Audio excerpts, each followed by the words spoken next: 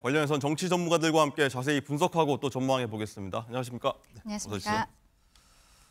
자, 들으신 대로 오늘 국회가 상당히 좀 시끄러울 것 같습니다.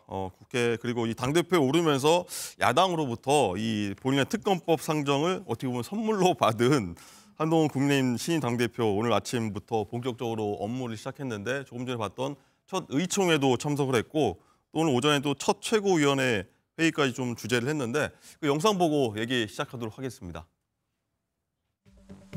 더불어민주당을 비롯한 거대 야당이 그동안 민주당이 발의했던 차상병 특검법을 아마 기습적으로 상정할 가능성이 높은 것으로 보입니다. 전당대회 직후라는 시점을 선택한 의도는 우리 국민의힘이 분열할 거라는 얄팍한 기대일 거라고 생각합니다. 그런데 그거 착각이라는 말씀 분명히 드립니다. 선수와 심판 고르는 거고 사법 시스템 파괴하는 무소불위의 법률이기 때문에 결국 국민께 피해를 주기 때문입니다. 국민들이 피해 보는 것을 단호하게 막아내겠습니다. 제가 앞장서겠습니다. 네, 들으신 것처럼 한동훈 대표가 최혜병 특검법 강력 반대 입장 내놨습니다. 그런데 또 조금 전에 의총에서 국민의힘 의총에서 보면은 당론으로 국민의힘이 최혜병 특검법 반대를 정확하게 정리를 했는데 강전혜 부위원장님, 네. 그럼 이 한동훈 대표가 제3자 특검법을 내놨지 않습니까? 네. 국민의힘 의원들은 절대로 안 된다라고 일단 당론 정했고, 그럼 이건 어떻게 되는 겁니까? 추진을 한다는 겁니까? 안 한다는 겁니까? 일단 오늘 재의결을 하는 최혜병 특검법 같은 경우에는 민주당에서 그동안에 했었던 안이었고 지난번에 한번 의결을 했다가 대통령실에서 제2요구권이 행사가 되어서 다시 돌아온 사건이거든요. 여기에 대해서는 그동안에 국민의힘 그리고 한동훈 대표까지 모두가 다 이건 받아들일 수 없는 부분이다라는 이야기를 했었던 것이고 지금 오히려 오늘 그 8명 이상의 이탈표가 나올 것인가 여기에 있어서는 저는 그럴 가능성은 거의 없다고 생각하는데 추후에 이제 한동훈 대표가 당대표로서 출마를 하면서 이야기했었던 부분 제3자가 추천하는 형태의 특검을 발의하겠다라는 이야기를 했었거든요. 네. 그 과정에서 이제 한동훈 대표의 어떤 당 대표로서의 정무적인 능력 그리고 당정 간의 관계. 왜냐하면은 지금 과거에는 지금 대통령께서 전 국민 앞에서 최혜병 특검을 받지 못하는 이유에 대해서 공수처 수사를 먼저 보고 미진하면 본인이 특검을 요청하겠다라고 이야기를 하셨거든요. 네. 그런데 지금 공수처 수사가 아직 마무리가 되지 않았는데 만약에 오늘의 이 재의결이 아니라 국민의힘에서 어떤 새로운 법안을 발의하는 과정이 정말로 진행이 되었을 때 그때가 조금 더 규칙가 주목될 것 같습니다. 좀 더 지켜봐야 된다 네. 이런 말씀이시군요. 어쨌든 보면 이 원외 당 대표라서 어떻게 지금 흘러갈지 원내 대표하고 어쨌든 궁금한 대목이기도 한데 김종욱 행정관님 어떻게 보셨습니까? 한동훈 당 대표의 첫 일성 그리고 이 특검법에 대한 어떤 원내와 좀 약간 좀 다른 듯한 결정 어떻게 보셨습니까? 제가 볼 때는 아직까지 당무 보고를 안 받으신 것 같아요. 카톡으로 이미 최혜병 특검법 재결하겠다라고 알려줬는데 네. 뭐 처음 얘기하는 것처럼 들으신 것처럼 말씀을 하세요. 뭐 기습적 상정이라고 이미 언론에 7월 25일 날 재결하겠다는 기사가 나온 적이 한참 전입니다. 네. 그러니까 저는 정치적 레토릭이라는 생각이 분명히 드는 것이고요. 말씀드렸던 것처럼 전당대회가 있기 때문에 전당대회 이전에 하게 되면 오히려 더 많은 어떤 의혹과 의심을 살 수 있으니까 전당대회 직후에 소위 국민들의 많은 다수가 요구하고 있는 최혜병 특검법에 대해서 재결을 하는 거기 때문에 이렇게 야당과 싸우시려고 하면 안 된다 이런 생각이 드는 거 하나 하고요. 또 하나는 선수가 심판을 고르는 것? 저는 이 말씀도 좀 이해가 안 돼요. 추경호 원내대표가 정청래 최고위원에게 거울 앞에 좀 서보라고 말씀하셨는데 본인이 2017년 특검에서요. 선수가 그러니까 선수가 심판을 고른 특검에서 선수로서 뛰면서 홍준표 대구시장 말씀에 의하면 1000여 명 이상 수사를 했고 200명 이상 구속을 한 사태가 벌어졌는데 본인께서 좀 거울 앞에 서신 다음에 그때는 왜 그러셨는지 설명을 하시고 난 다음에 야당을 공격하는 것이 맞다. 그래서 추경호 원내대표께서 좀 잘 좀 가르쳐 주셨으면 좋겠다 이런 생각이 듭니다. 그렇군요. 이 얘기도 해보겠습니다. 이 오늘 최고위원회의가 열렸는데 지도부에 또 친윤계로 분류되는 위원들이 있지 않습니까? 예를 들어 김재원, 김민전 위원들인데 어제는 사실 보면은 한동훈 당대표를 좀 견제하는 듯한 얘기를 했었는데 그래서 당 내부의 적 아니냐 이런 평가도 있었는데 뒤에서 얘기하겠지만 윤 대통령 어제 다 같이 만나고 나서 윤 대통령이 안 대표 잘 도와줘라고 얘기한 다음에 오늘 또 보면 또 뉘앙스가 바뀌었습니다. 돕겠다는 뉘앙스, 같이 가야 된다는 뉘앙스 바뀌었는데 이 부분은 또 어떻게 보십니까? 맞습니다. 김재원 최고 같은 경우에는 어제 오전에 라디오에 나가서는 이 최혜병 특검 제3자 추천안에 대해서 어떻게 생각하느냐라는 진행자의 질문에 예. 이것은 원내대표가 할 일이다라는 형태의 이야기를 굉장히 명확하게 이야기를 해서 언론에 꽤 크게 보도가 되었었거든요. 그런데 오늘 오전 최고위원 회의에서는 한 대표, 추 원내대표를 비롯한 지도부 이렇게 함께 힘을 합치면 어려운 과제들을 순탄히 해결할 거라 믿는다라고 이야기를 하면서 약간은 이제 단합을 강조하는 이야기를 했습니다. 아마도 이 과정에 있어서는 어제 저녁에 있었던 윤석열 대통령과의 만찬 이 부분이 꽤 크게 작용하지 않았나 싶습니다. 어제 바로 다음 날 전당대회 바로 다음 날 이렇게 만찬을 한 것도 이례적이기도 했지만 윤석열 대통령이 대통령실에서 먼저 만찬을 제의했다는 것도 언론을 통해 보도되지 않았습니까? 예. 굉장히 한동훈 대표에게 힘을 실어주는 이러한 발언들이 어제 있었거든요. 그렇기 때문에 지금 최고위원들 특히 어제 오전에 김재원 최고위원 그리고 김민전 최고위원이 이런 뭐 제3자 특검이라든지 이런 부분에 있어서 조금 날선 발언들이 있었던 것에 대해서 한동안은 그런 이야기들은 나오지 않고 단일 대우로서 이것을 대응하겠다 이러한 의도로 보입니다. 네. 그렇군요. 김종욱 행정관이 어떻게 보시는지 궁금한데 이 김재원 의원 같은 경우에는 사실 2018년도 대통령 청와대 정무수석 당시에 이 국정농단 관련해서 한동훈 당시 검사로부터 굉장히 수사를 많이 받았지 않습니까? 그래서 좀 뭐 구원이 있는 것 같은데 이걸 계속 이 기조가 갈까요? 대통령이 좀 정리해줬다고 해서 어떻게 보십니까? 앞으로 어떻게 될런지? 저는 사석에서 이 얘기를 몇 번 들었어요. 네.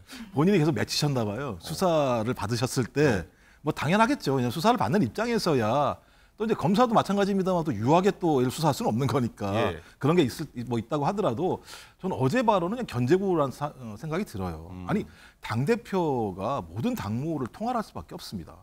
원내에 따로 있다고 해서 원내대표가 모든 것을 결정한다고 하는 얘기는 말이 안 되는 건데요. 네. 그러니까 저는 김재원 최고위원이 당선되면서 본인은 한동훈 대표 체제에서 대통령실을 일정하게 대변하는 역할을 하겠다라고는 견제구를 던진 것 같고요. 네. 뭐 한 번 정도 견제구를 던졌으니까 계속 던지면 제가 볼 때 싸우자는 얘기밖에 안 되기 때문에 오늘은 후퇴한 것 같습니다만 저도 원내대표가 소위 특검법 문제 관련해서 권한이 있다거나 이런 얘기들은 저는 상식적이진 않다는 생각이 들어요. 왜냐하면 적어도 62%가 넘는 압도적인 표로 당선이 된 당대표가 당무에 대한 총괄적인 결정들을 하는 것이 상식적이기 때문에 저는 뭐 김재원 원내대표의 특유의 정치력을 가진 견제구였다 이렇게 생각을 합니다. 어쨌든 이 한동훈 대표를 둘러싼 어떤 견제 세력들이 좀 많이 있다.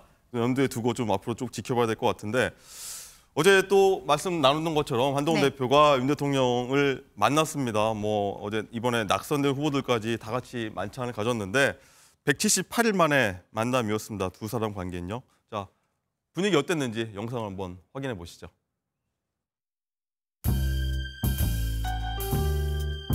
작년에 좀 우리 의원님들 그래 하고 그래 도시락 갔다 여기서 뭐 살이 더 빠졌어? 아니 우리 임 교수님도 좀 빠지신 거 같네? 조금 빠졌어요. 국민의힘!